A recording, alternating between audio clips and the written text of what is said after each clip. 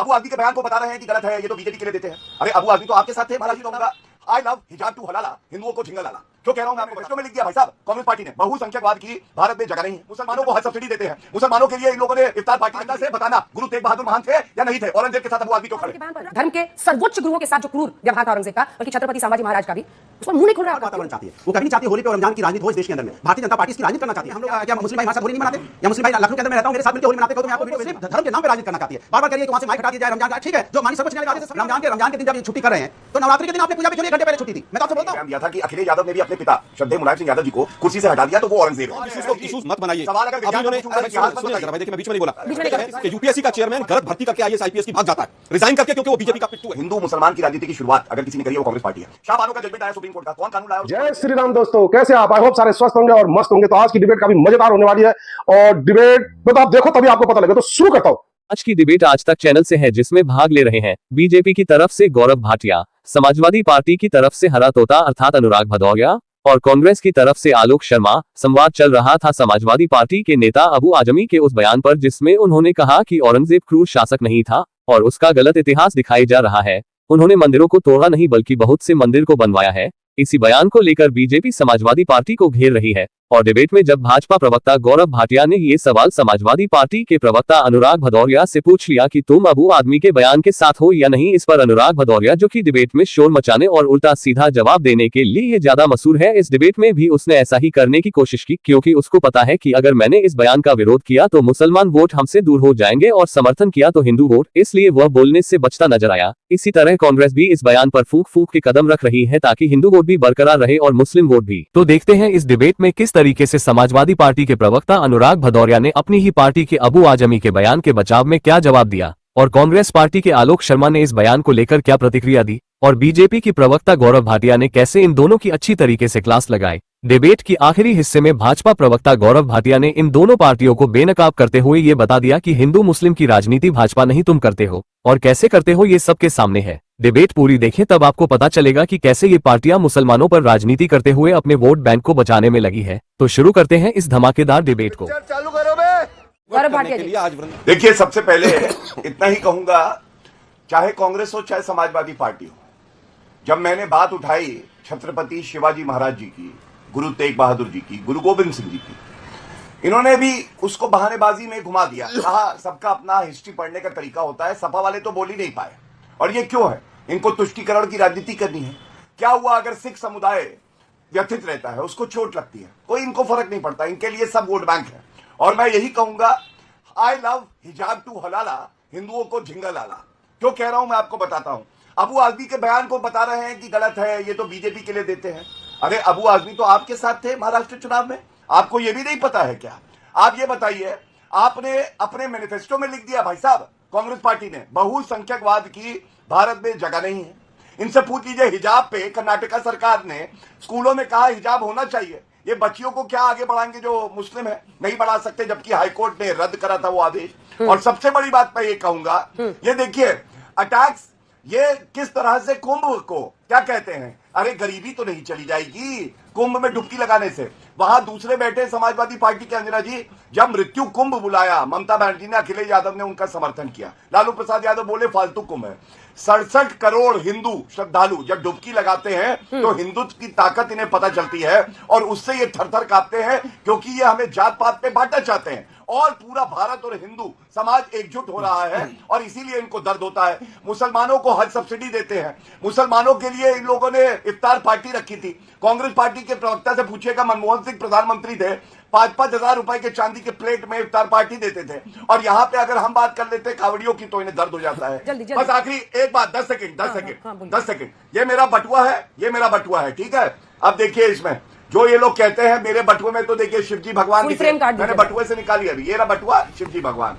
हाँ, ये देखिए भगवान राम दिखाई दिए, ठीक है? और ये देखिए हनुमान जी दिखाई दिए। अब इनके बटुए को दिखवा लीजिए। इनके बटुए में औरंगजेब मिलेंगे आपको, इनके बटुए में अफजल गुरु दिखेंगे, इनके बटुए में आपको रोहिंग्या की तस्वीरें मिलेंगी, क्योंकि इनको धर्म से जो पक्षपात करते हैं वो दिखाई देता है। और ये उत्तर है, आइंदा से बताना गुरु तेग बहादुर महान थे या नहीं थे, औरंगजेब के साथ अबू आजमी क्यों खड़े? अनुराग भदौरिया जी, लेकिन आपका मुंह नहीं खुल रहा है मिस्टर भदौरिया। अबू आजमी के बयान पर? धर्म के सर्वोच्च गुरुओं के साथ जो क्रूर व्यवहार था औरंगजेब का, बल्कि छत्रपति संभाजी महाराज का भी, उस पर मुंह नहीं खुल रहा आपका, क्यों? देखिए अबू आजमी को प्रोटेक्ट करने के लिए अपनी बात क्यों पिटवा रहे हैं? लेकिन हमें बीजेपी को एक्सपोज करना, अरे बोलने तो दीजिए भाई, अरे बोलने तो दीजिए, क्यों आप नहीं बोलने दे रही भाई? अब हम गौरव भाटिया से जब बीजेपी के प्रवक्ता से उनको आईना दिखा रहे थे तब भी आप मुझे हटा के भाग गए। अरे आप मुझे सवाल पूछे, जवाब मिलेगा। सवाल यह है कि मैं लगातार कह रहा हूं कि हमने कभी नहीं बोला औरंगजेब महान है, कभी नहीं बोला समाजवादी पार्टी। समाजवादी पार्टी हमेशा समाज के अंदर में एक सौहार्द वातावरण चाहती है। वो कभी नहीं चाहती होली पे और रमजान की राजनीति हो इस देश के अंदर में। भारतीय जनता पार्टी इसकी राजनीति करना चाहती है। क्या आप कहते हैं कि होली के दिन में हम लोग क्या मुस्लिम भाई हमारे साथ होली नहीं मनाते?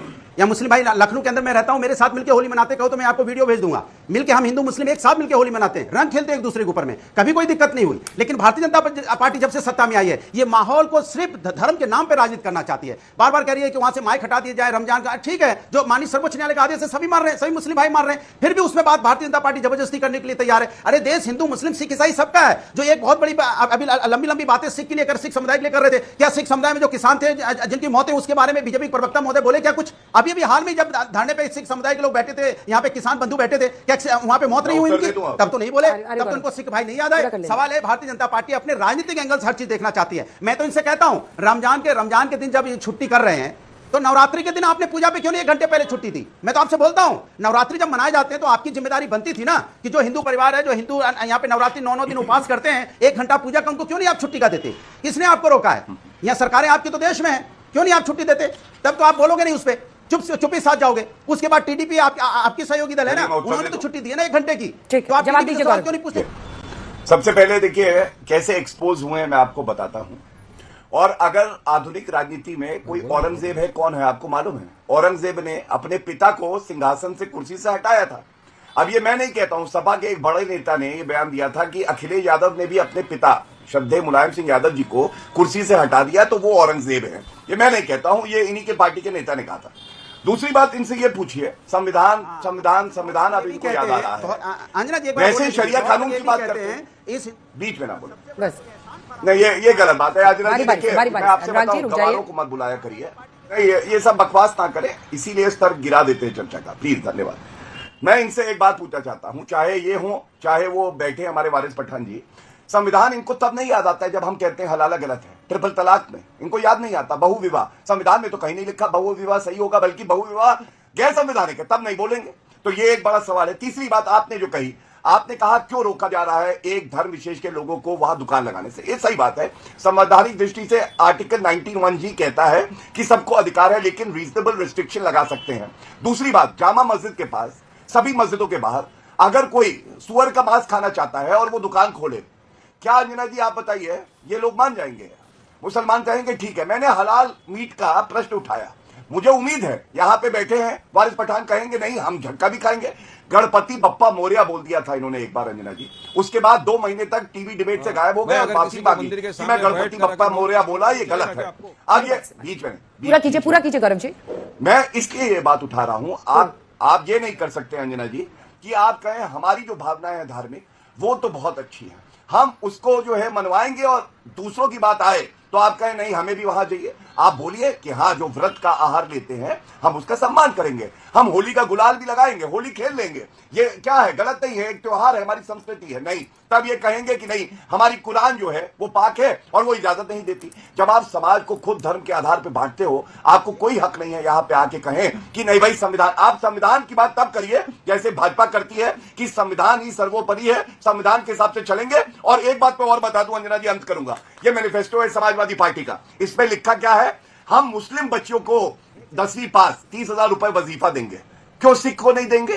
क्यों हिंदू को नहीं देंगे? हमारी सारी योजना जितनी है, चाहे केंद्र की हो, चाहे उत्तर प्रदेश सरकार की हो, चाहे मुसलमान हो, सिख हो, हिंदू हो, ईसाई हो, पारसी हो, जैन हो, बौद्ध हो, सबको बराबर सम्मान देती है और सब उससे लाभान्वित है। ये फर्क है, इसलिए तुलना जो है वो देखिए। आलोक जी देखिए, भोपाल में वीडियो वायरल हो रहा है, कई जगहों पर हो रहा है लोकली, एक सेकंड सर, व्हाट्सएप के जरिए अलग अलग जगहों पर, जिसमें रमजान में हिंदू दुकानदारों के बॉयकॉट की बात हो रही है। दिक्कत यह है कि ये जो जहर है इसको कैसे रोका जा सकता है, इस पर तो सबको कंट्रीब्यूट करना होगा, सबको समझना होगा कि अगर रमजान के लिए भी हिंदू दुकानदारों के लिए कहा जा रहा है, सोशल मीडिया पर ये मैसेजेस वायरल हो रहे हैं, तो ये भी उतना ही खतरनाक है।